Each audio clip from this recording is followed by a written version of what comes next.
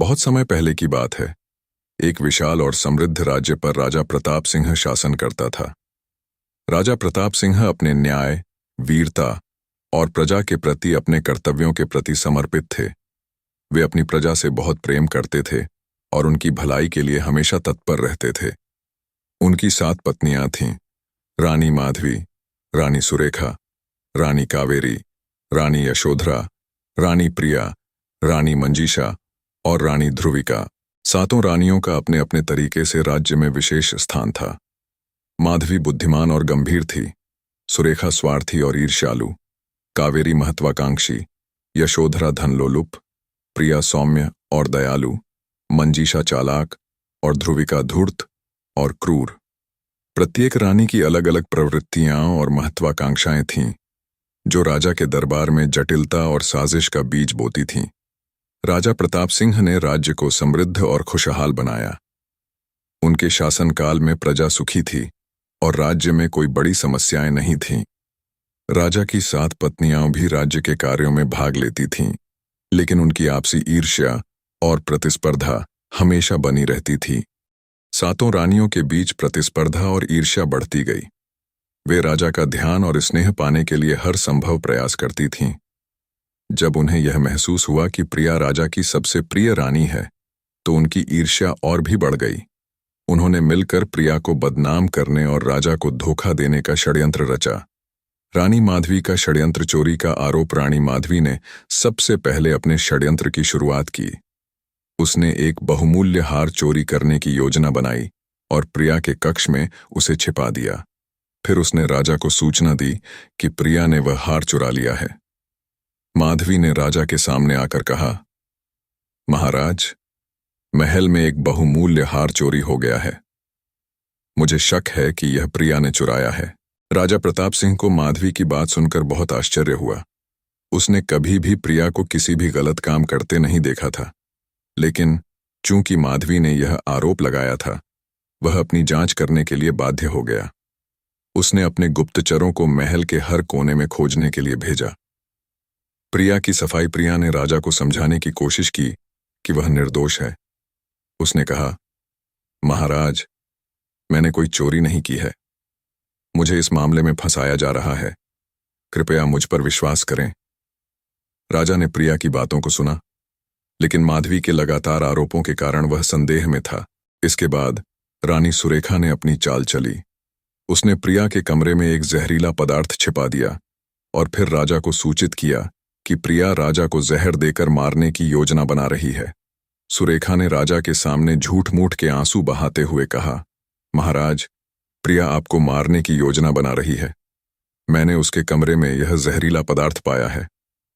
राजा का विश्वास, संकट राजा प्रताप सिंह अब और भी अधिक संदेह में पड़ गया। उसने प्रिया के कमरे की तलाशी ली और वहां से वह जहरीला पदार्थ बरामद किया। राजा के मन में अब प्रिया के प्रति विश्वास संकट उत्पन्न हो गया।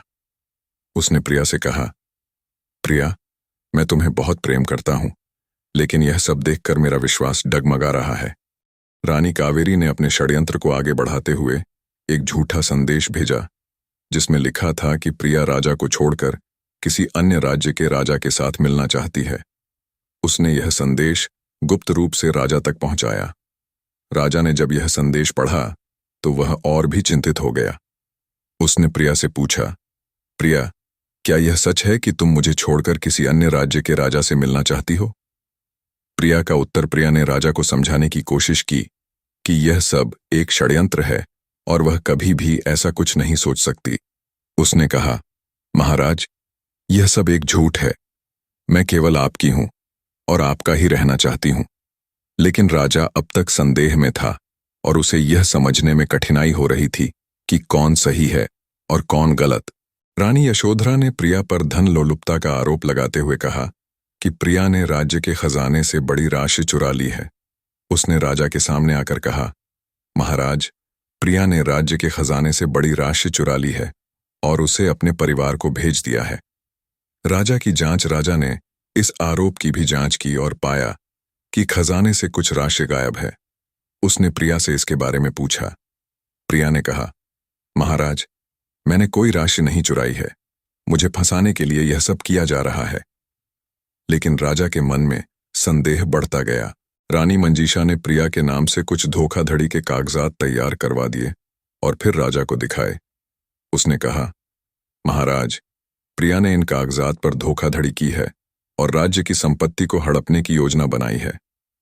राजा का विश्वास संकट राजा अब पूरी तरह से भ्रमित हो गया था। उसने प्रिया से पूछा, प्रिया, क्या यह सच है कि तुमने राज्य की संपत्ति को हड़पने की योजना बनाई है? प्रिया ने राजा को समझाने की कोशिश की कि यह सब झूठ है और उसे फंसाया जा रहा है, लेकिन राजा का संदेह अब गहरा हो चुका था। रानी ध्रुविका ने महल में आग लगाने की योजना बनाई और इसका दोष प्रिया पर मढ़ने की कोशिश की। उसने राजा को सूचित किया कि प्रिया ने महल में आग लगाने की योजना बनाई है ताकि वह राज्य को नष्ट कर सके। राजा का अंतिम निर्णय राजा प्रताप सिंह अब पूरी तरह से विश्वास खो चुका था। उसने प्रिया को महल से बाहर निकालने का निर्णय लिया। प्रिया को अपने गांव में वापस भेज दिया गया। प्रिया का संघर्ष और वापसी, प्रिया का निर्वासन। प्रिया अपने छोटे से गांव में वापस लौट आई जहां उसके माता पिता रहते थे। उसने अपने माता पिता को सब कुछ बताया और उन्होंने उसे सांत्वना दी। प्रिया ने निर्णय लिया कि वह इस षड्यंत्र का पर्दाफाश करेगी और अपनी निर्दोषता साबित करेगी। प्रिया ने एक योजना बनाई। उसने अपने गांव के कुछ विश्वासपात्र लोगों को अपने साथ लिया और महल में वापसी की। उसने महल के अंदर गुप्त रूप से प्रवेश किया और उन सभी साक्ष्यों को इकट्ठा करना शुरू किया जो उसकी निर्दोषता साबित कर सकें। साक्ष्यों का संग्रह प्रिया ने रानी माधवी और सुरेखा के कक्षों में जाकर उन दस्तावेजों और साक्ष्यों को इकट्ठा किया जो उनके षड्यंत्र की पोल खोल सकें। उसने गुप्तचरों के माध्यम से यह भी पता लगाया कि अन्य रानियाओं भी इस षड्यंत्र में शामिल थीं। उसने सभी साक्ष्यों को इकट्ठा कर राजा के सामने पेश करने की योजना बनाई। एक दिन प्रिया ने राजा प्रताप सिंह के सामने उपस्थित होकर अपने साथ लाए हुए सभी साक्ष्यों को प्रस्तुत किया। उसने राजा से कहा, महाराज, मैं निर्दोष हूं। यह सभी साक्ष्य साबित करते हैं कि यह एक षड्यंत्र था जो मेरे खिलाफ रचा गया था। कृपया इन साक्ष्यों को देखें और सत्य को पहचानें। राजा की आंखें खुलना। राजा ने उन साक्ष्यों को देखा और समझा कि प्रिया सच कह रही है। उसने सभी रानियों को अपने दरबार में बुलाया और उनसे इस षड्यंत्र के बारे में पूछा। रानियां अब झूठ नहीं बोल सकीं और उन्होंने अपनी गलतियों को स्वीकार कर लिया। राजा ने उन्हें दंडित करने का निर्णय लिया और प्रिया से माफी मांगी। रानियों का दंड राजा ने रानी माधवी, सुरेखा, कावेरी, यशोधरा, मंजीषा और ध्रुविका को उनके अपराधों के लिए दंडित करने का निर्णय लिया। उन्होंने उन्हें महल से निर्वासित कर दिया और उनकी सारी संपत्ति जब्त कर ली। राजा ने कहा, तुम्हारे षड्यंत्र और धोखे ने इस राज्य को बहुत कष्ट दिया है। तुम्हें इसका दंड भुगतना होगा। प्रिया को फिर से महल में लाया गया और राजा ने उसे अपनी सबसे प्रिय रानी के रूप में स्वीकार किया। प्रिया ने राजा को क्षमा कर दिया और महल में सब कुछ फिर से सामान्य हो गया। प्रिया ने अपनी बुद्धिमत्ता और साहस से यह साबित कर दिया कि सत्य और न्याय हमेशा विजयी होते हैं। प्रजा ने प्रिया की सच्चाई और उसकी संघर्षपूर्ण यात्रा को सराहा। उन्होंने राजा के निर्णय का समर्थन किया और प्रिया को एक नायक के रूप में देखा। प्रिया ने राज्य के प्रशासन में महत्वपूर्ण भूमिका निभानी शुरू की और अपने विवेक और न्यायप्रियता से राज्य को और अधिक समृद्ध बनाया। प्रिया ने राज्य में शिक्षा और स्वास्थ्य के सुधार के लिए कई योजनाएं बनाईं। उसने गांवों में स्कूल और अस्पताल खुलवाए और महिलाओं के लिए विशेष योजनाएं चलाईं। प्रिया का नेतृत्व राज्य को एक नई दिशा में ले गया और उसकी बुद्धिमत्ता और दयालुता ने सभी को प्रभावित किया। प्रिया की कहानी हमें यह सिखाती है कि सत्य और न्याय की हमेशा जीत होती है। चाहे कितने भी षड्यंत्र रचे जाएं, सत्य को कभी नहीं छिपाया जा सकता।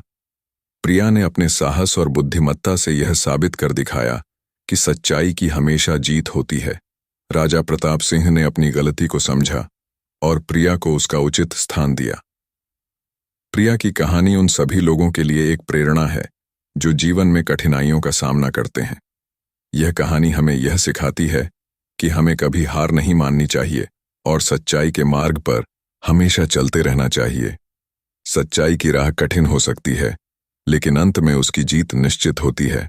राजा प्रताप सिंह और रानी प्रिया ने मिलकर राज्य को और अधिक समृद्ध और खुशहाल बनाया। प्रजा ने उन्हें अपने दिलों में स्थान दिया और उनकी न्यायप्रियता और दयालुता को हमेशा याद रखा। राजा और रानी ने यह साबित किया कि सच्चाई, न्याय और प्रेम की शक्ति सबसे बड़ी होती है और इससे कोई भी बाधा पार की जा सकती है। कथा का समापन इस संदेश के साथ होता है कि सच्चाई और न्याय की हमेशा जीत होती है। चाहे कितने भी षड्यंत्र और धोखे हों, सत्य और न्याय की रोशनी कभी भी नहीं बुझती। प्रिया ने अपने साहस, धैर्य और बुद्धिमत्ता से यह साबित कर दिखाया कि सच्चाई की शक्ति सबसे बड़ी होती है।